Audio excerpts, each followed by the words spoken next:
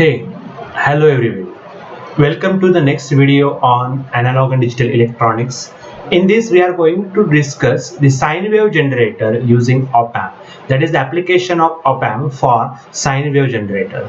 Myself Ganesh and Naina from KK Wagh Institute of Engineering Education and Research, Nashik.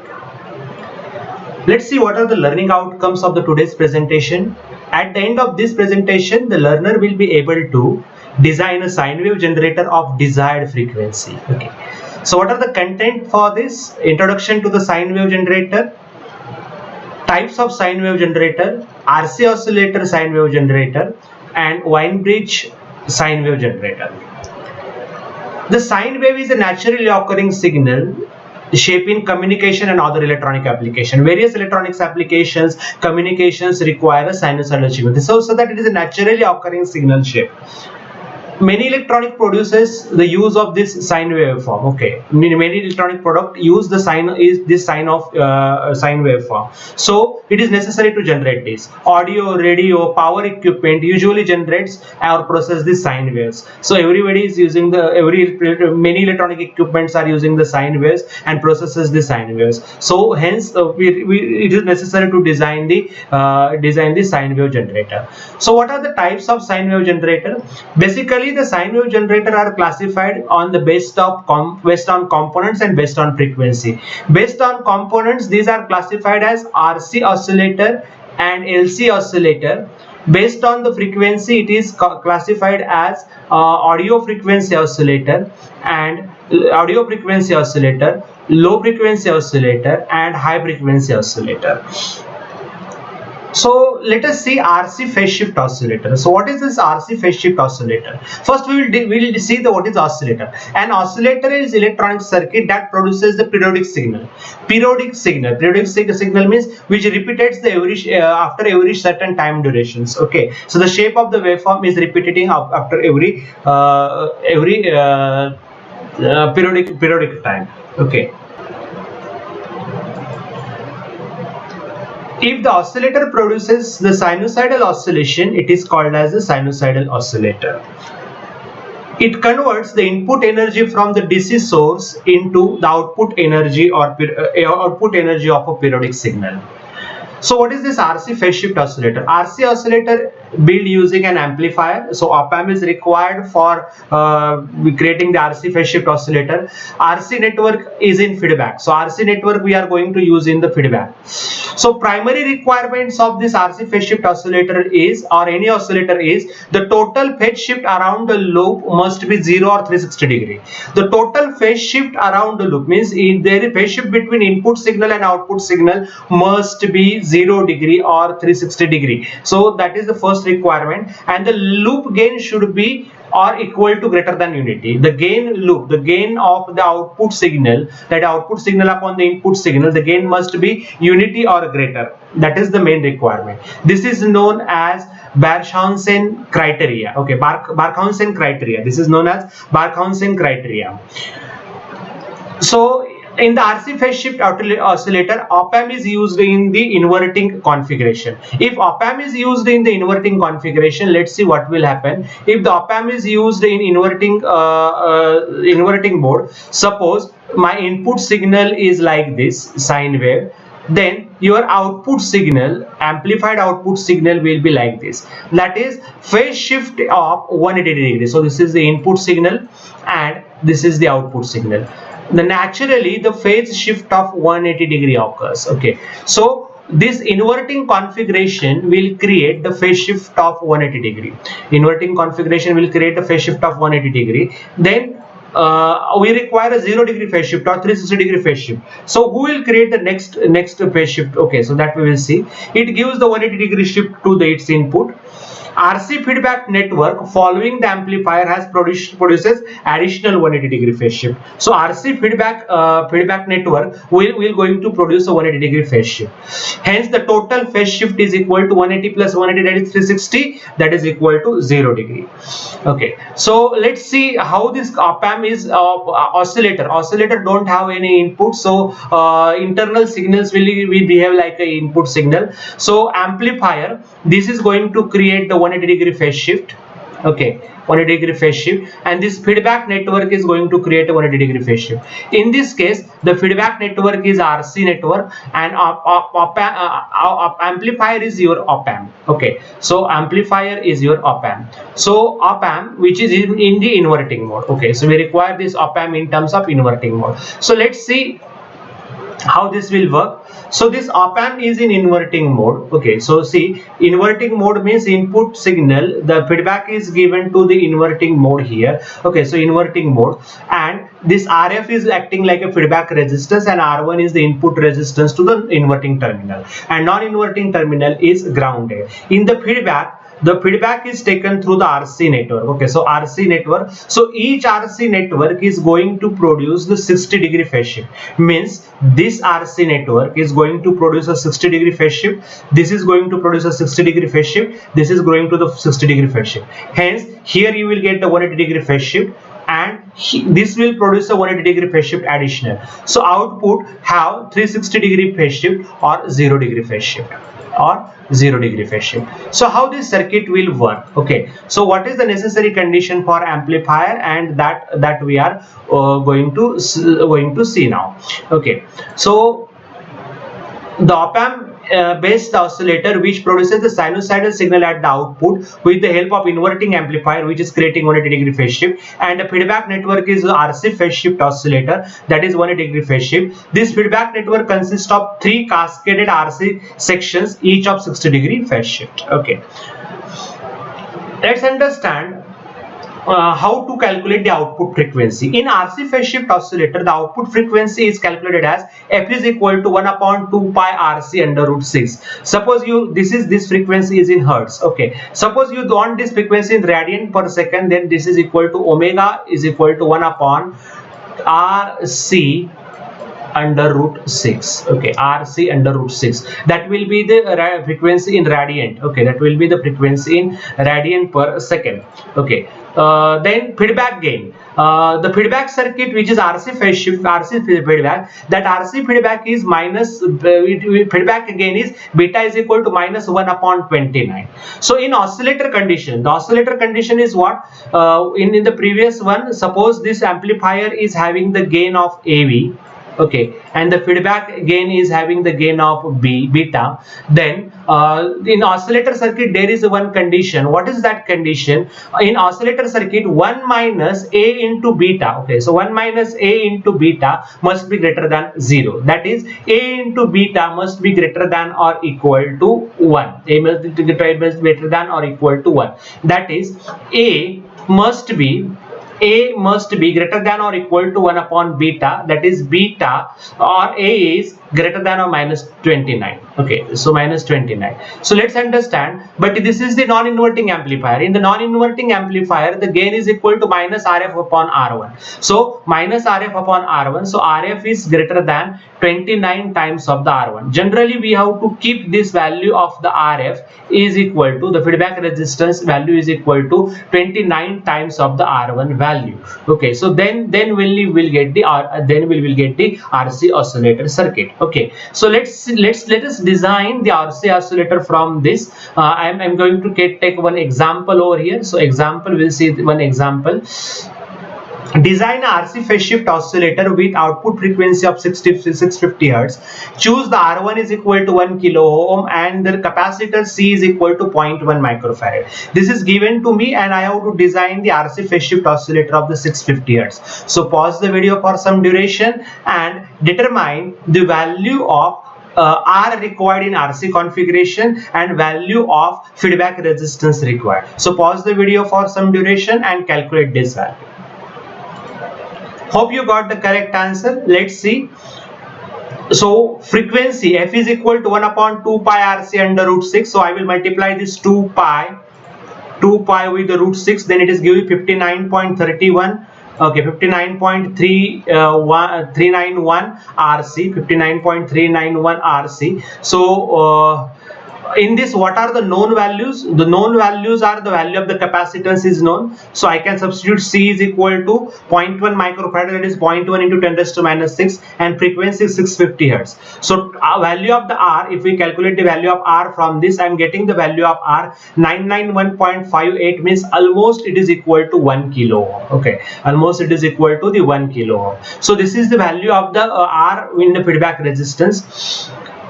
Value of the R1 is given as 1 kilo ohm, and RF is greater than or equal to 29 times of the R1. So RF is equal to greater than or equal to 29 kilo ohm. So that is my main requirement. RF is equal to 29 times 29 times of 29 kilo ohm, because R1 value is equal to 1 kilo ohm. So let's see, I have simulated the same one into the PSIM demo software. So let's see how this operate in the PSIM demo software. So same RC oscillator circuits I have taken here. So let me zoom this so that it will be clear to you.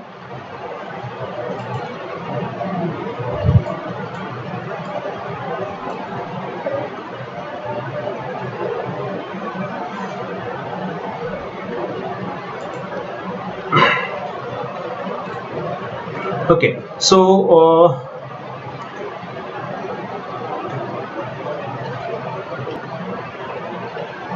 okay, so this is the RC phase shift oscillator which I have simulated in the PSIM. Here the value of the R1 is set to the 1 kilo ohm, and feedback resistance RF is set to the 29 kilo ohm. In RC network, each capacitor is set to the 0.1 microfarad. You observe it is 0.1 microfarad. Here it is also 0.1 microfarad, and each resistance is set to the 99.5, as I set it to 1 kilo ohm. Okay, so each resistance, RC network resistance, is set to the 1 kilo ohm, and I am observing the output at this point. Okay, so this voltmeter, this voltmeter is the V0, that is output signal I am going to observe. Let us simulate this circuit. So if I simulate this circuit,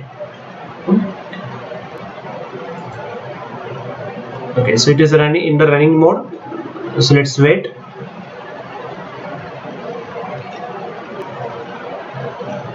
Yeah, so we got this output voltage V0. I will add this output voltage V0. You can observe here, this output voltage have a sinusoidal waveform. Okay, so if you measure the time period, okay, so in the first cycle, if you say it is a transient, here it is, I think it is all settled down. So if we say, I will take the measurement from here, and if I see this timing, okay, so see this timing.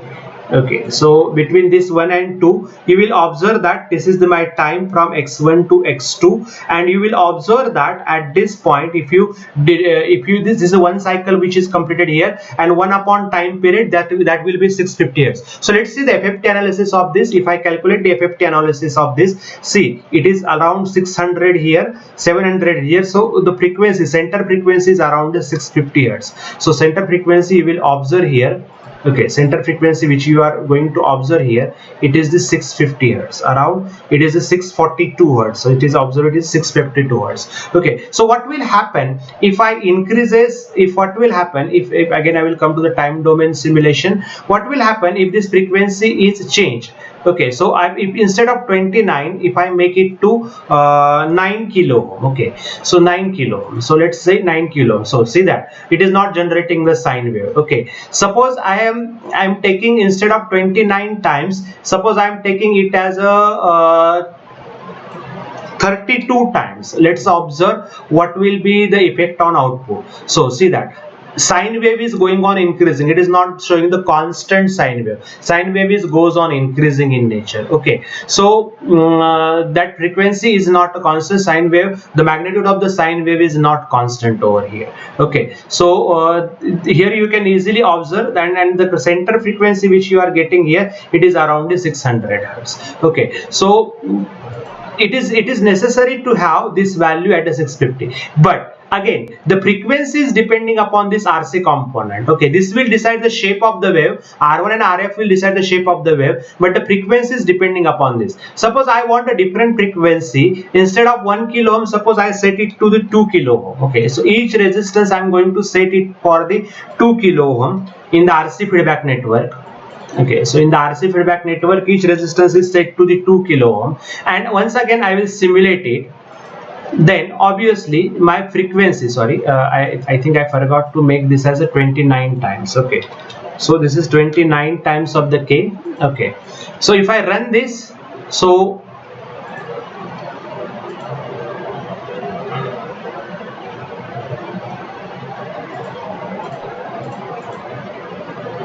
okay, so after settling down, I think it is going to check. So let me go up to large points, then let's observe here. Okay, see that here it is not able to generate because the value of the R1 and RF is not matching to the network. Okay, so by this way we can design this RC phase shift oscillator.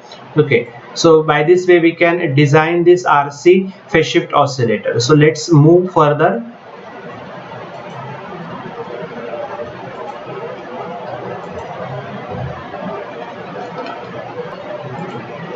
Okay, so the next type is Weinberg oscillators. In this Weinberg oscillator, the combination of op-amp as an amplifier and Weinberg network in the feedback path.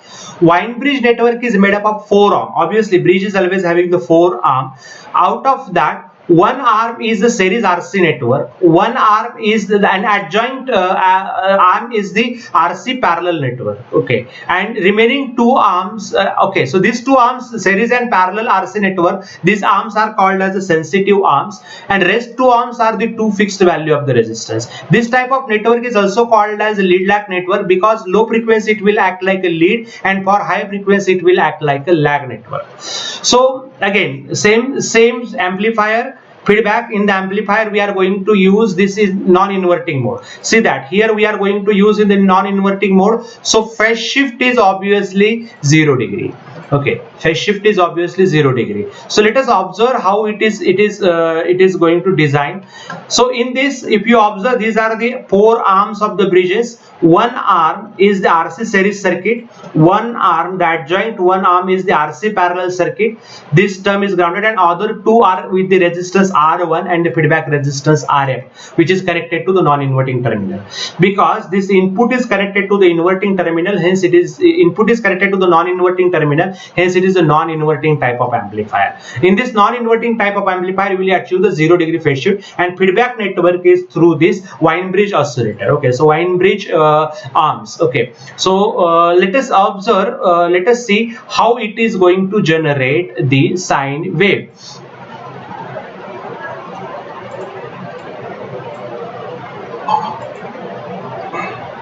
For this circuit produces a sustainable oscillation. Again, we have to check Barkhausen criteria. The total phase shift is 0 degree. Obviously, we are achieving the total phase shift 0 because we are using in the non-inverting mode. The loop gain should be greater than or equal to unity. This circuit amplifier does not produce any phase shift because it is a non-inverting amplifier. The Weinberg network is balanced to achieve the 0 phase shift. So the first condition is satisfied because of it is a balanced network. So how to calculate the output frequency in case of Weinberg oscillator? In Weinberg oscillator, the output frequency is equal to 1 upon 2 pi RC, and the feedback gain is equal to 1 by 3. So oscillation condition is 1 minus a into beta is greater than or equal to 0. That is, a into beta is greater than or equal to 1. So a is greater than or equal to 1 minus 1 upon beta, that is greater than or equal to 3. But what is the A? This is the non-inverting amplifier. In the non-inverting amplifier, the gain is equal to A. A is equal to 1 plus RF upon R1. So substituting A is equal to 1 plus RF upon R1 in this equation, I got RF must be 2 times of the R1. So this is the very necessary condition. RF must be equal to 2 times of the R1. That is, then it will cause the oscillations. Okay. So let's see. in the Weinberg oscillator, again we are going to repeat the same example, but with the Weinberg oscillator design. The sine wave generator with the 650 hertz, R1 is equal to 1 kilo ohm and C is equal to 0.1 microfarad. So to design this, again pause the video for some duration, calculate the value of the R required and RF required in this case. Okay, so pause the video. So F is equal to 1 upon 2 pi RC. So F is 650 hertz, C is equal to 0.1 into 10 raised to minus 6. I got the value of the R is equal to 2448 ohm. I can say 2.45 kilo ohm. Okay, so this is the value of the R required in RC network of the Weinberg.